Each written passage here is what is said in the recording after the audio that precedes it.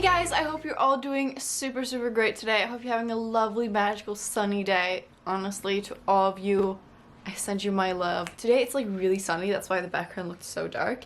And I wanted to talk about some books that were really important to me because I talk a lot about the books I read like currently on my channel, and that is good, but I also want to give a little shout out to books that I used to read. So these are not all books that were like important to me at one point, because I do have a lot of cringy vampire face-ish books that I have read. I read a lot of young adult vampire books when I was like 12 years old. Like I was obsessed like after Twilight. But these are books that have like a lot of meaning to me like through the years. So we're gonna go in like kind of chronological order of how I read them. So these all mean something to me special, and they're also old books because sometimes when I read a book now I think it's important, but then in like 1 year I've forgotten about it. So these are older books, okay? And I do not like these books now. I don't know, I haven't reread all of them.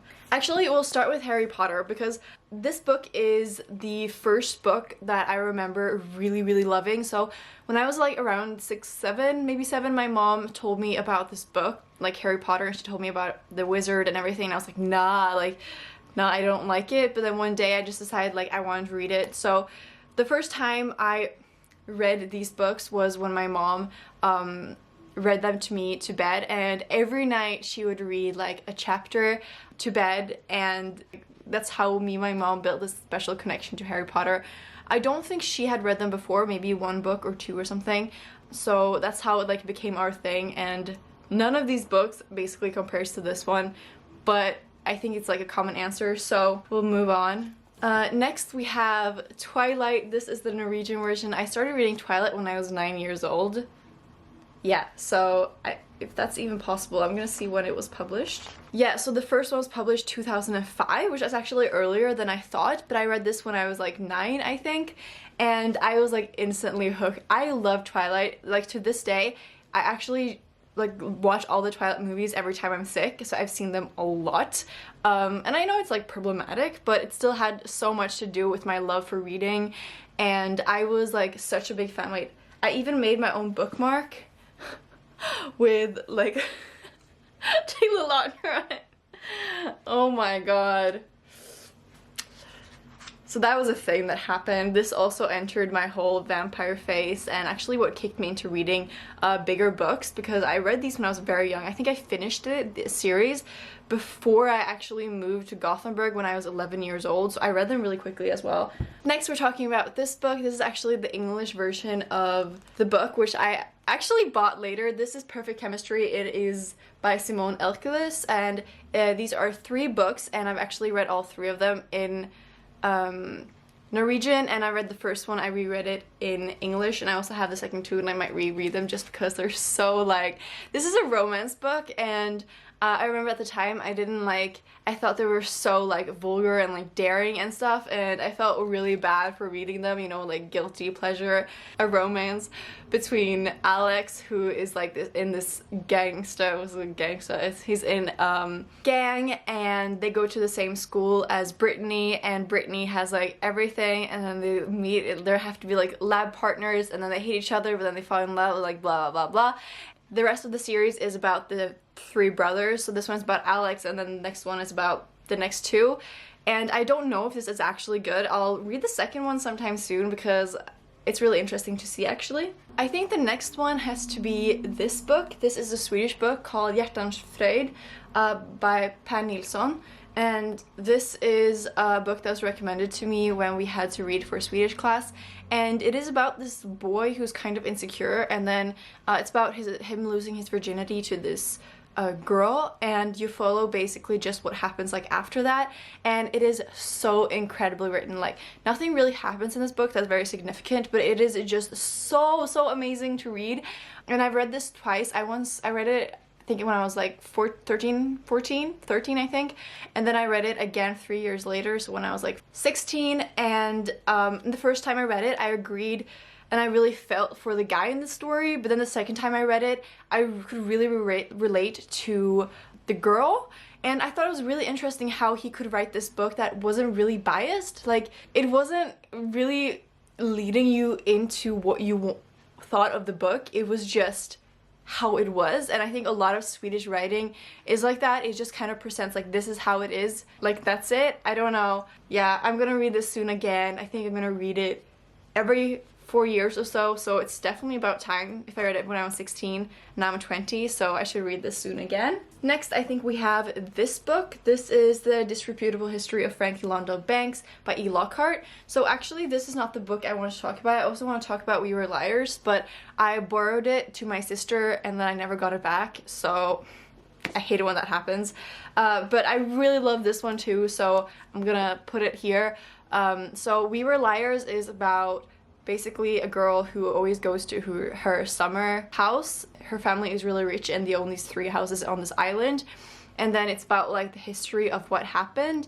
And I remember at the time I wasn't really that into reading, but then I just picked it up and I loved it so much. I loved it. I just remember how much I loved it and how much it wanted me to continue picking up new books. It's kind of the same thing I had with Fault in Our Stars, but I decided not to include it. I read Fault in Our Stars twice, and I actually liked Fault in Our Stars so much that me and my mom, we went to Amsterdam and we stayed at the hotel where John Green wrote Fault in Our Stars, and it was so cool because they had a copy of Fault in Our Stars there and you could like write in it and stuff, and yeah, it was just really cool. I really liked it. So both of those authors, or like these books, really mean a lot to me, and this was a really great representation of like feminism when I got introduced to it, so that's why I'm also holding up this book, even though that's not what I was talking about. Next, we're talking about A Clockwork Orange. I've actually never read this copy of the book. My friend is reading this soon, which is so exciting. I read this book 3 times actually, and it is the classic I think I like the most when it comes to the writing, because the writing is like so brilliant. And I remember when I read this, it completely blew my mind of what the author could do with the language, and oh my god, it is so great. And I'm gonna read it again, and I'll definitely annotate it, because the first time I read it a school copy, and then I read it in Swedish, also I think a library copy, and then the 3rd time was in high school when we got like a printed out version of it, so I never read my own copy, so I want to like annotate it like properly, and I'm so excited for it.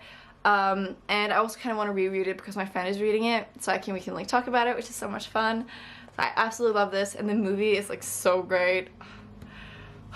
Okay, next is also like a classic, and that is The Collector by John Fowles, and this one is so brilliant because it introduced me to a whole kind of different type of classics.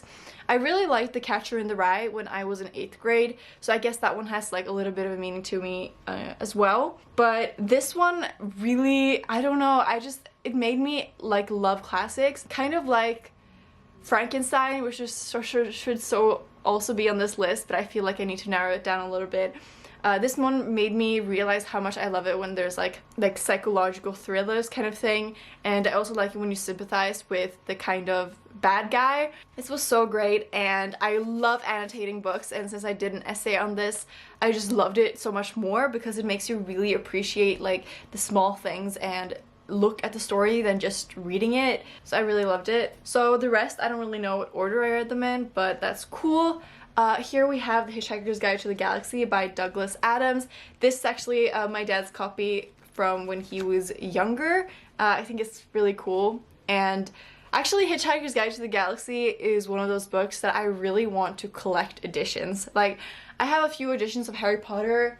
1, 2, 3, 4. I have 5 editions of the first 2 books in Harry Potter, so I guess like I'm not collecting them, I just think it's cool to have. But The Hitchhiker's Guide to the Galaxy, I only have 1 copy, but there's some really cool covers for this and I really want to collect it. So this book really introduced me to how funny and great sci-fi can be, because like I liked sci-fi when it was like a little bit dystopian when I was younger. Oh, The Hunger Games. The Hunger Games should be on this list, because I read The Hunger Games in 3 days. I think I read them so quickly. And I remember we were at my winter house, and I was just like reading them like close to the fire or like in front of the fire, and I just couldn't stop. I just like read, and on our way home I remember I had to like stop to buy the books, and I think we went into like stop 2 places because I just had to get them. So the Hunger Games should be on this list too. Just imagine that they were, because I loved them so much and I made my mom read them, as well as the Twilight series. Sorry, Mom. But this one really introduced me to sci-fi. I've never really read like, what is it called, space operas before, and this one introduced me to that, which I was just like, it blew my mind and I loved it so much. And I think that Leviathan Wakes by James S.A. Corey is also going to come on this list in like a couple of years, because it's just so fun to read sci-fi that is just like, the concepts are really interesting and the meaning behind them is really interesting. Now these 2 books are really different, but The Hitchhiker's Guide to the Galaxy uses so many metaphors in a way that's just like ridiculous and funny, and it's basically about the Earth blowing up and what happens after that. And there's this really irregular Englishman called Arthur Dent who survives, and it's like about the meaning of the universe and all these different species and stuff. I absolutely love it. Still haven't finished the series though. Then we have Daring Greatly by Rene Brown. How the courage to be vulnerable transforms the way we live, love, parent, and lead. When I was reading this, I was going through a really hard time in my life, and this book kind of helped me through a lot of it. I remember the day that I was reading this book, I went to a cafe and I had a coffee and I was reading this book, and there was all these like pictures around me from like independent artists, and after that I went to this statue that's up top on this like park hill thing, and I just sat there and I read this, and I remember I had like one of those unconditional love moments, you know, when you feel like you are part of everything else and the world is just within you, without you, like everything is just blending together, and you feel like all the love and all the acceptance and all the perfectness that we should feel all the time. Like it was just like completely amazing, and it made me want to fight. Like I don't know what in this book specifically, but this book has a great focus on like shame and guilt, and a lot of my misery came from that I felt guilty about everything I did, like everything, like there was nothing I didn't feel guilty about, and this kind of like put all that in the open and told me how great it is to be vulnerable and how brave it is, and it's just meant so much to me. These are actually maybe one of the books that actually has the most impact on me as a person, of who I am today, I guess, even though all of these books in a way do.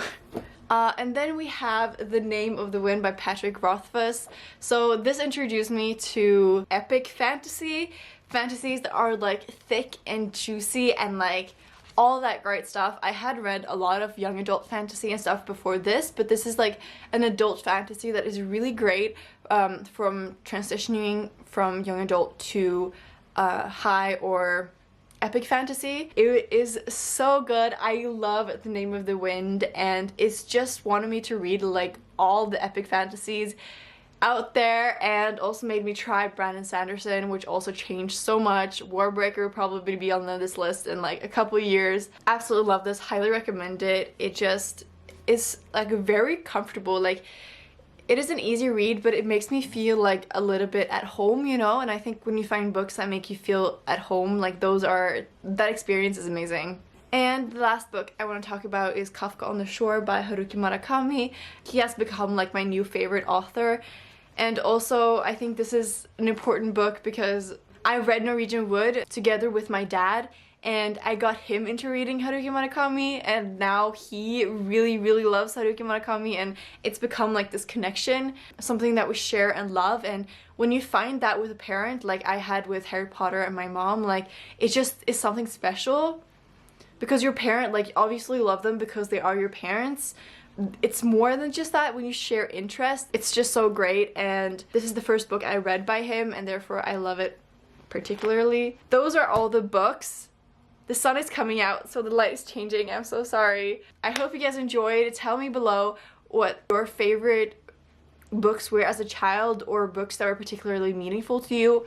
I think it says a lot about a person, and books can just influence us so much. Like, it makes us live so many different realities and lives, and they are just so important. And this is just like a book appreciation video, so comment below books that were really important to you. So that is it for this video. Thank you so much for watching, and I will see you guys soon.